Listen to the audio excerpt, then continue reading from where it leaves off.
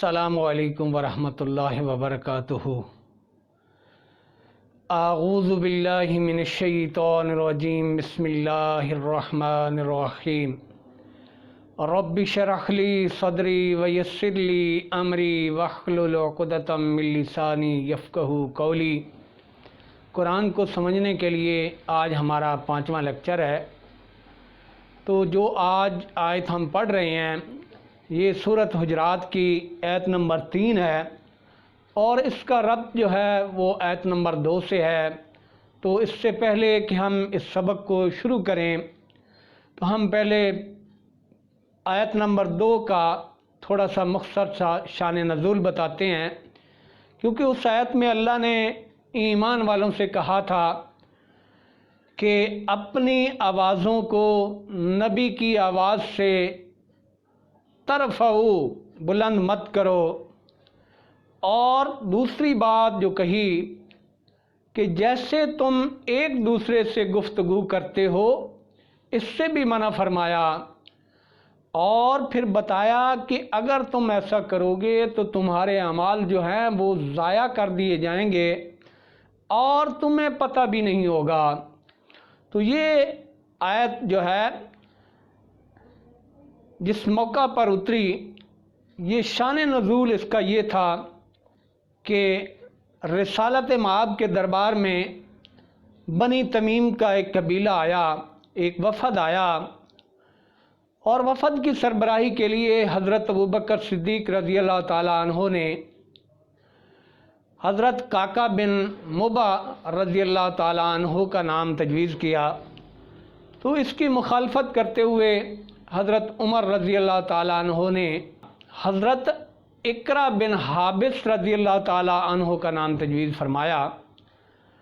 तो दौरान बाहस बढ़ते बढ़ते बाहस जो है, आवाज़ें जो हैं आप सल्लल्लाहु अलैहि वसल्लम की मौजूदगी में इतनी बुलंद हो गईं कि अल्लाह ताला ने इस तर्ज़ अमल को शान रिसालत की बेअदबी और गुस्ताखी करार देते हुए ये आयत उतारी और सहाबा कराम को आप सल्लल्लाहु अलैहि वसल्लम की मजलिस में बैठने के आदाब सिखाए। बल्कि यहाँ तक कि सहाबा कराम में साबित बिन कैफ जो हैं रज़ी अल्लाह ताला अन्हु, उनकी आवाज़ बहुत बुलंद थी। जब उन्होंने ये आयत सुनी तो उन्होंने समझा कि ये मेरी इस आवाज़ के ख़िलाफ़ आई है, तो उन्होंने अपने आप को सब्बल में बंद कर लिया। ऐसे मतलब सहाबा कराम रिज़वानुल्लाह ताला अजमईन आप सल्लल्लाहु अलैहि वसल्लम की शान को, आप सल्लल्लाहु अलैहि वसल्लम की शान रिसालत को इतनी इज़्ज़त देते, इतना अदब करते। तो अल्लाह ने क्या कहा आज के सबक में, आज उसी का अल्लाह ने आगे उन लोगों को बाइफरकेट किया जिनको पीछे अल्लाह ने कहा, हुक्म दिया। तो आज के इस 5वें लेसन में अल्लाह फरमाते हैं इन्नल्लज़ीना, इन्ना अन्ना हम पढ़ चुके, बेशक यकीनन, अल्लज़ीना अल्लज़ी की जमा, बेशक वो लोग यग़ुज़्ज़ूना, यग़ुज़्ज़ूना पस्त रखते हैं, नीचे रखते हैं, अस्वातहुम आवाज़ों अपनी को। इसमें थोड़ा सा हम देख लेते हैं। यग़ुज़्ज़ूना ये मजमुआ है या प्लस गज़ा प्लस वाव नून। हम इसको बाइफरकेट कर रहे हैं, 3 ये इसमें बने हैं, या गज़ा और वाव नून। या जो है यहाँ पे अलामत मुज़ारे है और वाव नून जमा की अलामत है, वो हम पढ़ चुके। जमा की अलामत में से वाव नून भी है। तो या जो है इसके मुज़ारे की अलामत, तो मुज़ारे की ये 4 अलामत हैं जो फ़ेल के शुरू में आ जाएं तो वो मुज़ारे का सीगा होता है। और मुज़ारे में 2 ज़माने पिन्हा हैं, फ़ेल हाल और मुस्तक़बिल। तो ये 4 अल्फाज क्या हैं, या, ता, अलिफ, नून। या जो है 3rd पर्सन के लिए आता है, वो, उस, उन। और ता जो है 2nd पर्सन के लिए, तू, तुम, आप। और अलिफ जो है 1st पर्सन सिंगुलर के लिए मैं के मीनिंग देता है। اور نون جو ہے یہ فرسٹ پرسن پلورل کے لیے آتا ہے اور ہم کے میننگ دیتا ہے. تو یہ مضارع کیسے بنتا ہے وہ بھی تھوڑی سی ایک مثال سے ہم وضاحت کر دیتے ہیں. جیسے کاتبہ، یہ 4 الفاظ میں سے اس کے شروع میں کوئی نہیں آیا، تو یہ لفظ کیا ہوا؟ کاتبہ، ماضی کا ہو گیا. کیا میننگ ہوا؟ اس نے لکھا. اور اس سے مضارع کیسے بنا؟ یہ یا لگ گیا. یکتبو، وہ لکھتا ہے یا لکھے گا، کتاب بھی اسی سے ہوتی ہے. پھر دوسرا لفظ تا لگا تو تکتبو، تم لکھتے ہو یا لکھو گے. اکتبو، میں لکھتا ہوں یا لکھوں گا. نکتبو، ہم لکھتے ہیں یا لکھیں گے. تو یہ تھوڑا سا بائیفرکیٹ کر دیا کہ ماضی اور مضارع. مضارع میں 2 زمانے ہیں عربی میں، حال بھی اور مستقبل بھی.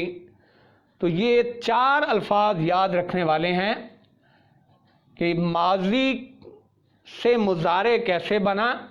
ماضی کاتبہ اور یا تا الف نون لگنے سے وہ مضارع بن گیا، میننگ وہ حال اور مستقبل کے دیں گے. تو اسی طرح سے کاتبہ کی بجائے فعلا، یفعلو، تفعلو، افعلو، نفعلو، یہ فعل کے شروع میں ان 4 الفاظ کے لگنے سے وہ مضارع کا صیغہ بن جاتا ہے. تو یہ یہاں پہ کیا ہے؟ یغضون اصواتہم، بے شک وہ لوگ جو پست رکھتے ہیں آوازیں اپنی. عند رسول اللہ، عند قریب، رسول اللہ رسول اللہ کے سامنے، رسول اللہ کے قریب، رسول اللہ کے حضور، جو اپنی آوازوں کو پست رکھتے ہیں. اللہ نے کیا کہا؟ اولئک الذین امتحن اللہ، یہی وہ لوگ ہیں. اولئک، ذالک اور تلک کی جمع ہے. الذین، یہی وہ لوگ ہیں. امتحن اللہ، امتحان لے لیا. امتحان اللہ، امتحان لے لیا اللہ نے. قلوبہم، دلوں ان کے میں.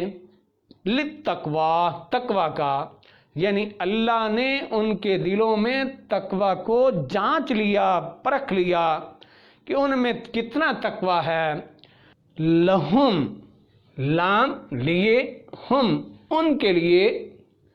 مغفرتم، مغفرت ہے، بخشش ہے. واجر عظیم، اور اجر ہے.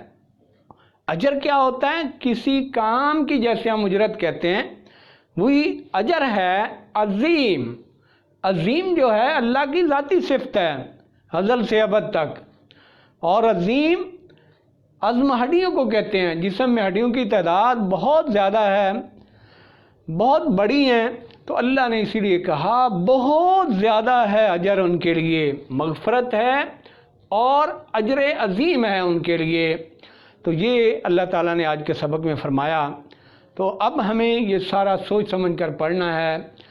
پڑھنے پڑھانے کا مقصد بھی یہی ہے کہ قرآن جو کہتا جائے ہمیں سمجھ آتی جائے. تو سمجھنے کے لیے انشاءاللہ ہم اس کو آگے بھی چلتے جائیں گے. تو کیونکہ قرآن کو پڑھنا صحیح وہ بھی قرآن کا حق ہے، تو ہم اس کو تلاوت بھی کر لیتے ہیں. اعوذ باللہ من الشیطان الرجیم، بسم اللہ الرحمن الرحیم. ان الذین یغضون اصواتہم یغضون اصواتہم عند رسول اللہ، عند رسول اللہ اولئک الذین امتحن اللہ قلوبہم، اولئک الذین امتحن اللہ قلوبہم للتقوی، لہم مغفرۃ وأجر عظیم۔ صدق اللہ العظیم۔